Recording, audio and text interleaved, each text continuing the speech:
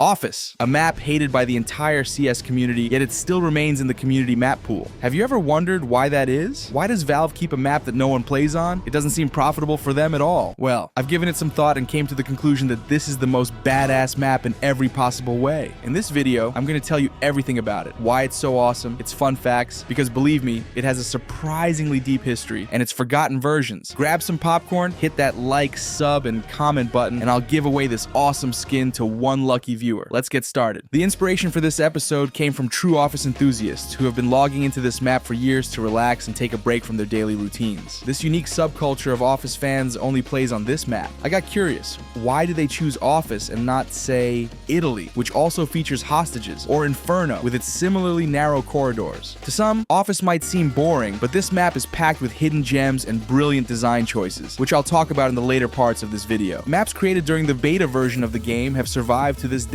Their creator, Alexander Manilov, emigrated from Russia to the United States before starting his work on Counter-Strike maps. His portfolio includes not only Office, but also Prodigy. Both maps were added to the game in its early days, back when computers were the size of microwaves. At just 16 years old, Alexander sold the rights to his maps to Valve. When you step onto the Office map, the winter vibe hits immediately. Snow drifts up to your knees, puddles covered in ice, a chill in the air, and the only path leading through Office corridors. Despite changes in game mechanics, Office has barely changed over the decades, remaining almost the same as it was in the beginning, which is definitely a good thing. Of course, there are always dissatisfied players who are obsessed with Mirage. Honestly, some of them are so fixated on those yellow walls that they're practically giving themselves jaundice just by staring at them. Alright, let's back to Office. Many players dislike playing as counter-terrorists. First, because of the narrow corridors, and second, because the hostages sometimes spawn in such inconvenient spots that you'd rather just leave them to their fate. But these are just complaints from kids spoiled by the fairy tale world of Valorant, who'd love to simplify the CS classic even more. The map's creators added various graffiti and hidden messages on the walls, which might reference earlier versions of the game or include humorous comments. Paying attention to the wall details or dusty shelves can reveal subtle Easter eggs. For example, there's graffiti saying, "He who dies with the most toys wins," surrounded by a sports car, a motorcycle, and airplanes. Now that's what you call real toys for real men. An interesting philosophy. Haha. Another fun detail is in the break room. If you use an AUP to zoom in on a yellow sticky note, you'll see it says, "Remind Marganar not to watch StarCraft streams during work hours." This humorous touch adds a bit of personality and levity to the map's tense atmosphere. Not too long ago, when this map was freshly added to the CS2 map pool, there was a glitch that let players move vending machines by shooting or throwing grenades at them. While developers probably intended this as a quirky gameplay mechanic to enhance realism and variety, players used it in wild ways, like completely blocking off access to hostages for the counter-terrorists. It was absolutely insane. The map contains several lesser-known corners that allow you to surprise your opponents, especially near the hostage areas. These spots are small and hard to notice at first glance, so many players overlook them. Earlier I mentioned that Office is the most wintry and New Year's themed map in Counter-Strike. It only lacks a decorated Christmas tree. However, there are snowmen, actually 2 of them, that are linked to each other. If you shoot the head off one, it will also affect the other. The map remains relevant not just for its aesthetics, but also for its unique structure that continues to draw players. The dynamics of gameplay are often dictated by the terrorists, who don't need to do much to win a round. Why venture far when you can play contact positions or even surprise opponents by aggressively taking control? For example, a few grenades can easily secure the long corridor. This is probably the only map in the game where you can easily win rounds as terrorists, only to suddenly lose the entire game when switching to the counter-terrorist side. Even on the old nuke map, such situations were less frequent. Fixing this imbalance would require significant structural changes, which aren't really necessary because players who come to Office are typically those who enjoy calm, tactical gameplay. By now,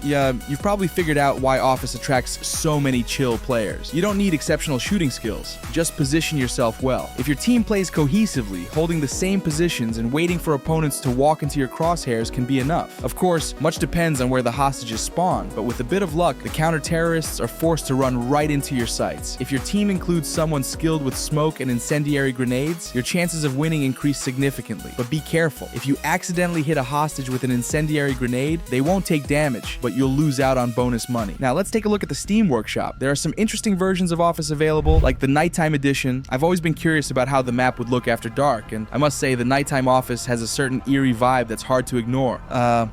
This place looks exactly how I imagined it. An office at night, without daylight, and I have to admit it feels a bit unsettling. The time of day is the only significant change, but luckily, it's not the only interesting version of the office map. For instance, there's something called Office 2. This version looks completely different from the original. Some areas feature familiar textures, but overall, it feels much more modern. The buildings are more maze-like, and there's even a wall covered with various trophies and a brand new crate. Now, let me show you what's probably the most fascinating modified version of Office. Imagine a version without snow. Throughout this video, I've been praising how incredible Office looks with snow and how much atmosphere it adds. But when I saw this version and took a stroll through it, I realized it's a whole new level for map creators. You'll find links to these maps in the description, by the way. The creator of this snowless version seems to have done a complete renovation of the office. Look at those textures, the lighting, and even the trees. I'll call them thuja trees because that's what they remind me of. This version has such a pleasant vibe. You can feel the effort the author put into it. The walls have been repainted in white and green. There's a new green carpet, and the interior decor features plenty of fresh elements. I imagine the creator literally redesigned this office from scratch. You might think I'm exaggerating, and that the map is nice but not all that impressive. To that,